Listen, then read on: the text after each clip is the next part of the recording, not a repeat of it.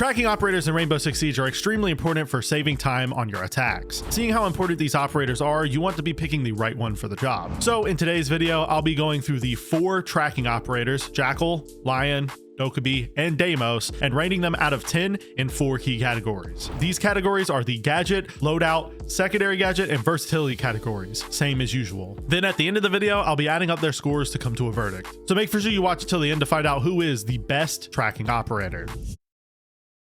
Now, the first tracker I'm going to be discussing in today's video is Jackal, just because he released first, and I think he's the simplest to go over. And his gadget is the Inox goggles. What Jackal's goggles do is they allow him to see footprints on the ground left by defenders. The footprints on the ground are left in various colors depending on how old they are. The older the footprint, the more blue the footprints will look. When Jackal sees footprints on the ground, he can walk up to those footprints and scan them, which will then ping the defender that left those footprints repeatedly. The more recent the footprints are, the more pings the defender will be hit with. This is obviously an extremely strong gadget for roam clearing defenders. You can find where a defender is roaming, turn on your goggles, scan their footprints, and then have your team fold onto their location until they eventually die. But Jackal's goggles are useful outside of just the roam clearing scenario. You can also use them to quickly check a room if you've ran out of drones. You do this by turning on your goggles and seeing if there's any footprints left in the room. And if you don't see any footprints, then you know that most likely there's going to be no one in the room. You can't use this as a replacement for a drone because sometimes defenders can be ratting in a corner for so long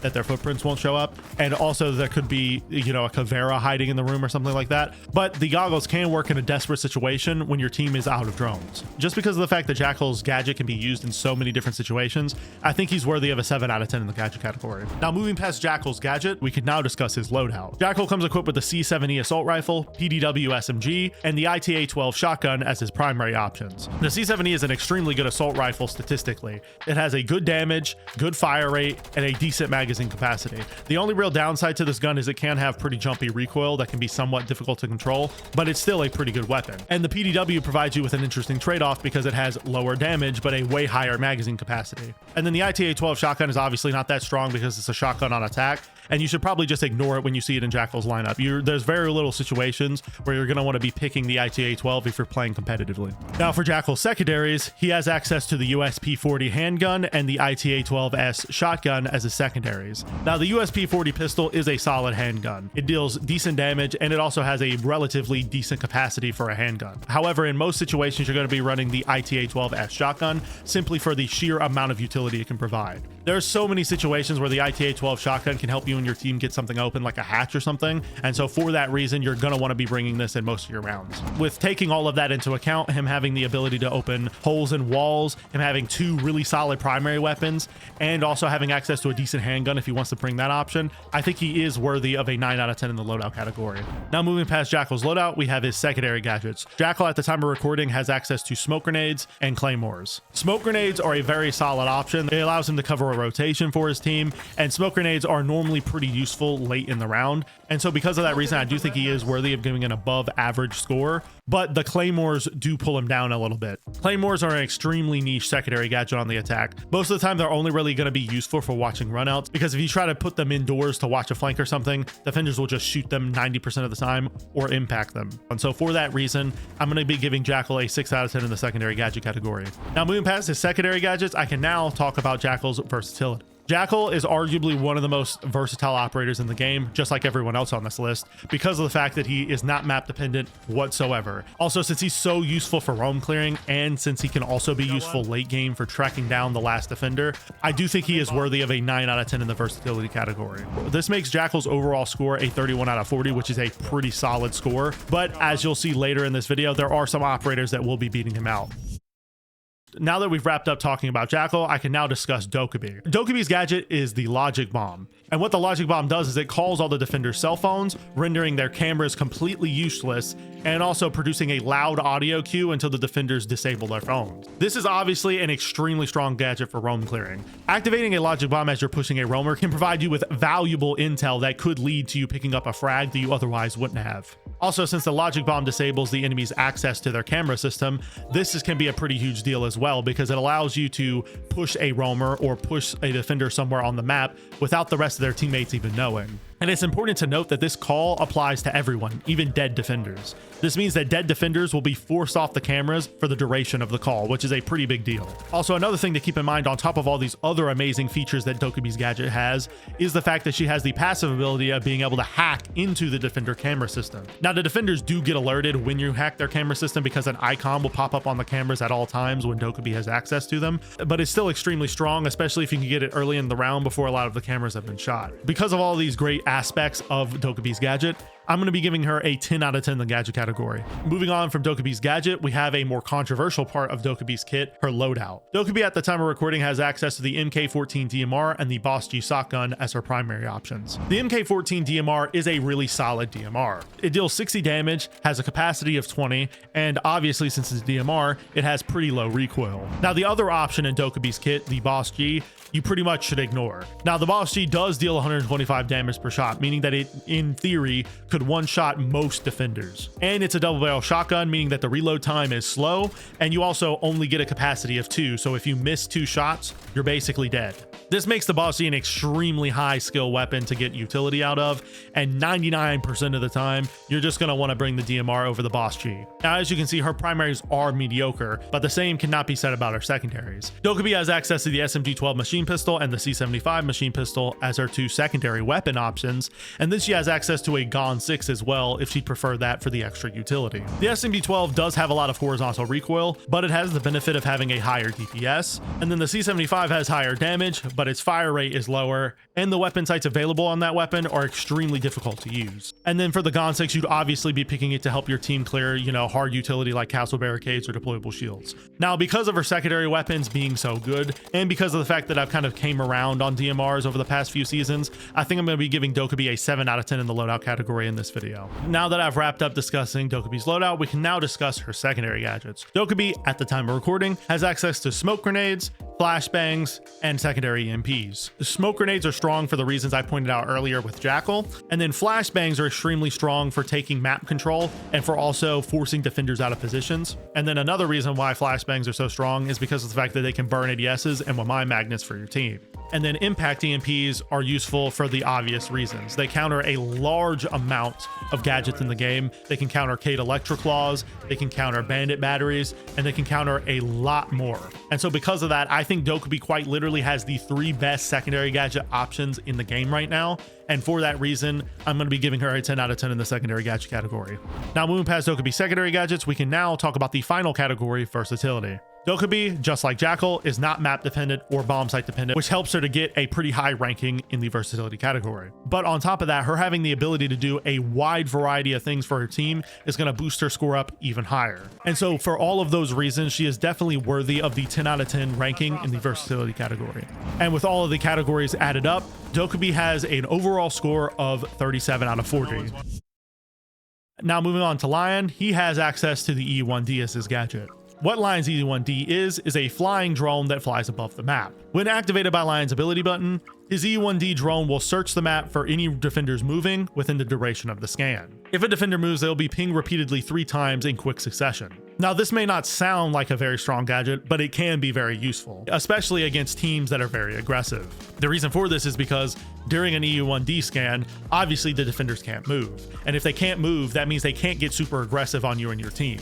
This can allow you and your team to catch a breather if the defense is really getting aggressive on you by running out or playing a very frag-heavy playstyle. Also, another reason why Lion's ability is so strong is because it can be a really useful roam clearing tool in conjunction with a drone. And if you work together as a team when doing this, your success rate will go up significantly. Now, there are some downsides to Lion's E1D that are worth pointing out though, which is the fact that his scans don't last very long and the pings aren't super quick either, which means that if a defender gets pinged, most of the time it's not going to be on their exact location, it's just going to be in the general area, which is why I think Lion's gadget deserves the lowest score in the video so far of 6 out of 10.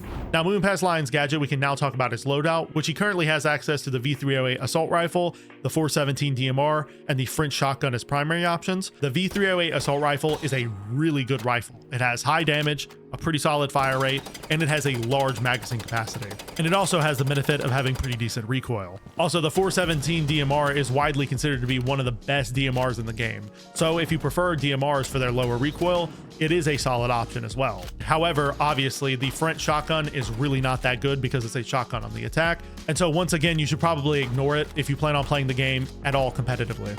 Now, after his extremely strong primary options, he also has some pretty good secondaries as well. He has access to the LFP revolver if you want super high damage but a low magazine capacity, and he has access to the P9 handgun if you want more magazine capacity but less damage. Now, because of him having two extremely good primary weapons and one really solid pistol, I think he is worthy of a 9 out of 10 in the loadout category. Now, Moonpass Lion's loadout, we can now talk about his secondary gadgets. Jackal, at the time of recording, has access to flashbangs, nades, and claymores. Flashbangs are extremely strong. They're arguably the best secondary gadget in the game for the reasons I discussed with Dokkaebi. And the nades, even after the recent nerf, are still extremely strong for clearing utility or forcing defenders out of a position. However, claymores are really not that useful, as I discussed with Jackal. They can only really be used to cover a run out or something like that. But I think that since he has access to flashbangs and nades, probably the top two secondary gadgets on the attack right now, I do think he's worthy of a 10 out of 10 in the secondary gadget category. Now, moving past his secondary gadgets, we can now talk about his versatility. Lion, just like everyone else on this list pretty much, is not map dependent or bomb site dependent. You will get utility out of him no matter where you pick him. So this helps him in the versatility category significantly. But also, since his gadget can be used in so many different situations like slowing aggression or roam clearing, and the fact that it's so easy to use, I do think he's worthy of a 10 out of 10 in the versatility category, just like Dokkaebi. This leaves Lion with an overall score of 36 out of 40. Moving past Lion with his really solid score, we're now going to be discussing Deimos. Deimos' gadget is his Deathmark drones. What these Deathmark drones allow Deimos to do is to broadcast the live location of a defender to himself for a short period of time. This obviously sounds incredibly strong because it allows Deimos to basically get wall hacks on any defender at any time. However, there are some drawbacks. The first of which is the fact that Deimos gives away his position when a Deathmark is active as well, meaning that the defender is not caught off guard by the fact that you're live pinging them at all. Also, before Deimos can activate a Deathmark on a defender, he must first reveal them to the rest of the team by red pinging them or pinging one of their gadgets. This means that Deimos will have to risk one of his drones to either drive them in sight or drive them near one of the defenders and red ping them, which can result in him or some of his teammates losing their drones early in the round. However, even with these downsides, there are a lot of situations where Deimos' gadget is very useful. The first of which is when playing vertically on the bomb site. What Deimos can do is he can activate a Deathmark on a defender that's inside the bomb site, and he can stay above the bomb site or under it, and he can shoot them through the floor as their live location is being revealed to him. Also, another situation where Deimos' Deathmarks are extremely useful is when you're roam clearing. What you can do is drone out the location of a defender with your team, then you can activate a Deathmark on that defender and just call out the location to the rest of your team. And as long as you coordinate well with your team and you also provide that info effectively, you can end up roam clearing pretty easily with Deimos. Now, obviously, being able to get the location of any defender on the map at any time is extremely strong, and also being able to pick up free kills from vertical play is extremely strong. But considering that he has so many downsides to his gadget as well, like the fact that he reveals his own position and the fact that it takes him time to be able to use his gadget because he has to red ping a defender or he has to ping one of their gadgets, I do think he deserves an 8 out of 10 in this category. Now, moving past Deimos' gadget, we can now discuss his loadout. Deimos, at the time of recording, has access to the AK-74M assault rifle and the M590A1 shotgun as his primary options. The AK-74M is really not that good of an assault rifle. It's arguably one of the worst in the game. Its DPS is really not that great, and the only thing it really has going for it is its high magazine capacity. And then the M590 is a really solid shotgun, but it's a shotgun on attack, which is really hard to justify. With Deimos, considering how good his pistol is, which we'll get into in a second, you can get away with running the shotgun, but it's still a shotgun on the attack, which most of the time you're not going to get a lot of utility out of.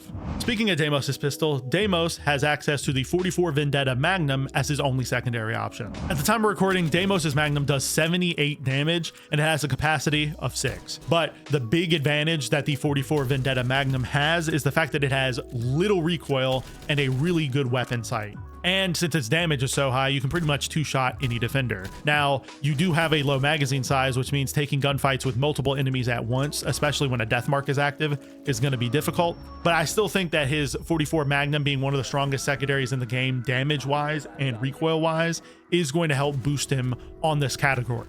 And so because of that, Deimos is going to be getting a 6 out of 10 in the loadout category. Now, moving past Deimos' loadout, we can now discuss the secondary gadgets. At the time of recording, Deimos has access to frag grenades and the secondary hard breach gadget. Frag grenades are very strong for reasons I've mentioned before in this video. And then the secondary hard breach gadget is pretty useful for opening reinforced hatches. I do think Deimos having access to the secondary hard breach gadget is a really good idea because a lot of times you are going to be playing vertical play.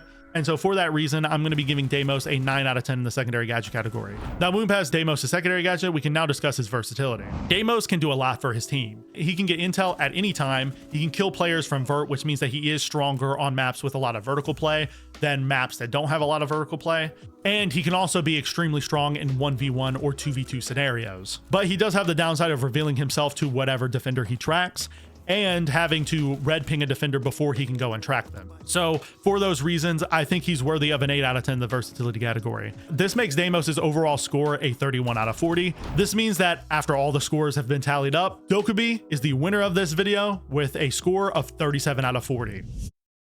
As always, this video is strictly my opinion. You may feel differently. And if you do, feel free to leave your opinions in the comments down below. If you enjoyed today's video, I make Siege content just like this twice a week, so go subscribe to the channel and follow me on Twitter if you don't want to miss the next upload. Also, I just recently started a second channel where I upload non-Siege content. So if that's something you're interested in, I'll leave a link in the description so you can go check it out. Also, if you want to watch another video just like this one, it'll be popping up on your screen right now that I'm sure you'll enjoy. And if you want to watch a video from my second channel that I've just mentioned, a video from that channel will be popping up on your screen right now as well. I'll see you next time, friends, and peace.